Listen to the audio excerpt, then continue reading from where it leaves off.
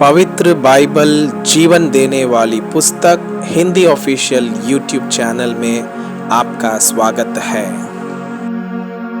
हमारे वीडियो प्रतिदिन प्राप्त करने के लिए कृपया हमारे चैनल को सब्सक्राइब करें और नोटिफिकेशन आइकॉन भी दबाएं। आज का पवित्र बाइबल पाठ न्यायियों के पुस्तक अध्याय 5 दबोरा का गीत। उसी दिन दबोरा और अबीनोआम के पुत्र बाराक ने यह गीत गाया।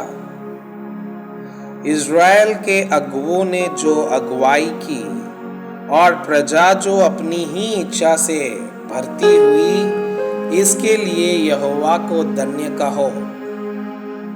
हे राजाओं सुनो, हे अधिपतियों कान लगाओ। मैं आप यहोवा के लिए गीत गाऊंगी। इज़राइल के परमेश्वर यहोवा का मैं भजन करूंगी। हे यहोवा, जब तू सेईर से निकल चला, जब तूने एदोम के देश से प्रस्थान किया, तब पृथ्वी ढोल उठी और आकाश टूट पड़ी, बादल से भी जल बरसने लगा। यहोवा के प्रताप से पहाड़, इज़राइल के परमेश्वर यहोवा के प्रताप से वह सीनाई पिघल कर बहने लगा।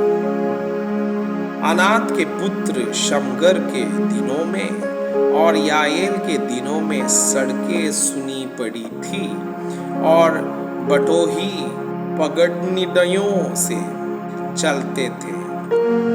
जब तक मैं दबोरा ना उठी, तब तक मैं इज़राइल में माता होकर ना उठी, तब तक गांव सुने पड़े थे। नए नए देवता माने गए। उस समय फाटकों में लड़ाई होती थी। क्या 40,000 इस्राएलियों में भी डाल या बर्छी कहीं दिखने में आती थी?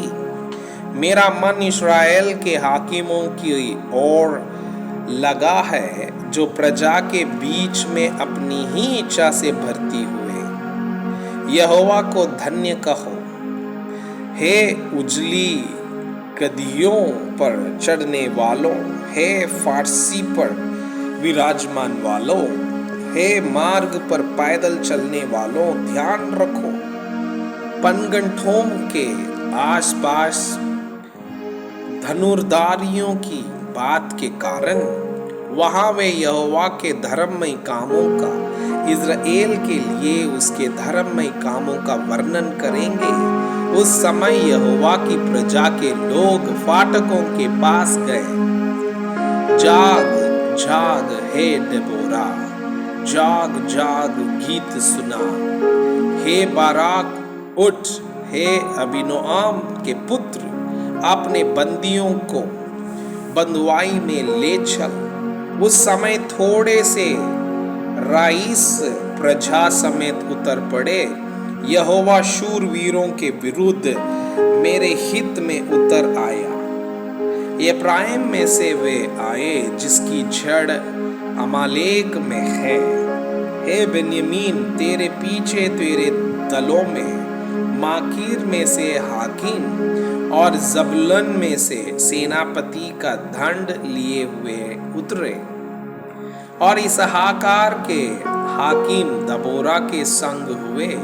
जैसा इसाकार वैसा ही बाराक भी था। उसके पीछे लगे हुए वे तराई में झपट कर गए। रूबेन की नदियों के पास बड़े बड़े काम मन में ठाने गए।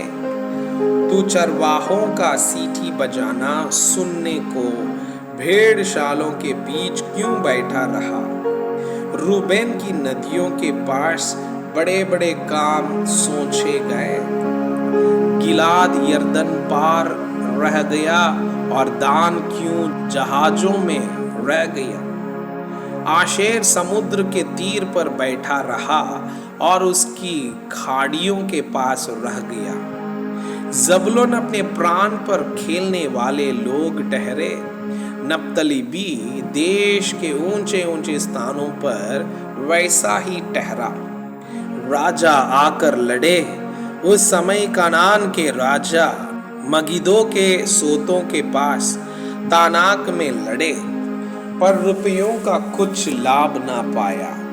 आकाश की ओर से भी लड़ाई हुई, वरन तारों ने अपने अपने मंडल से सिसरा से लड़ाई की।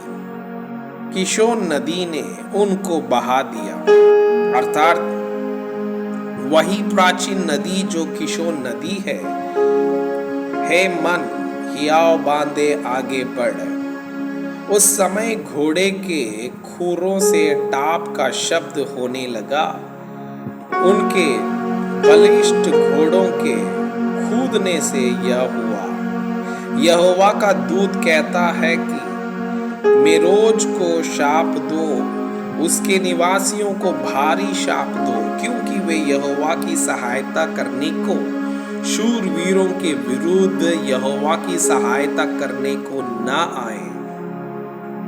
सब स्त्रियों में से केनी हेबेर की स्त्री याएल धन्य ठहरेगी। ढेरों में रहने वाली सब स्त्रियों में से वो धन्य ठहरेगी। सिसरा ने पानी मांगा, उसने दूध दिया। राइसों के योग्य बर्तन में वो मक्खन ले आई।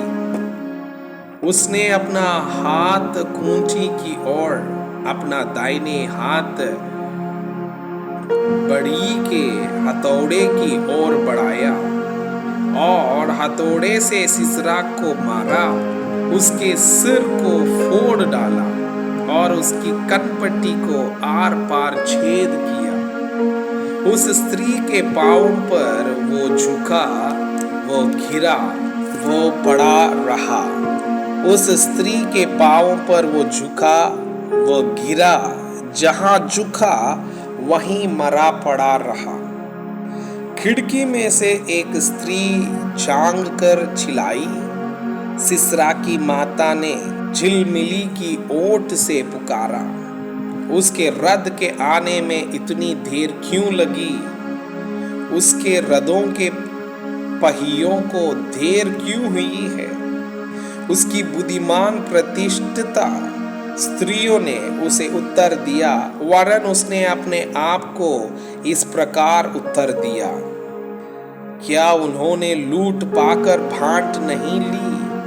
क्या एक एक पुरुष को एक एक वरन दो दो कुंवारियां और सिसरा को रंगे हुए वस्त्र की लूट, वरन फूटे खाड़े हुए रंगीले वस्त्र की लूट और लूटे हुओं के गले में दोनों ओर फूटे खाड़े हुए रंगीले वस्त्र नहीं मिले?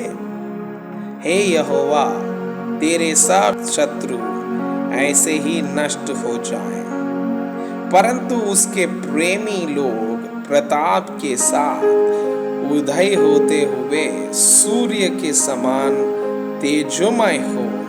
फिर देश में 40 वर्ष तक शांति रही। मैं आपसे यह अनुरोध करता हूँ कि कृपया आज का बाइबल पाठ को अध्ययन करें और जिन वचनों के द्वारा आप प्रभावित हुए उसे अपने कॉपी में लिखें और आज दिन भर इस वचनों को अपने जीवन में अभ्यास करें। परमेश्वर चाहता है कि आप उनके समान सिद्ध और पवित्र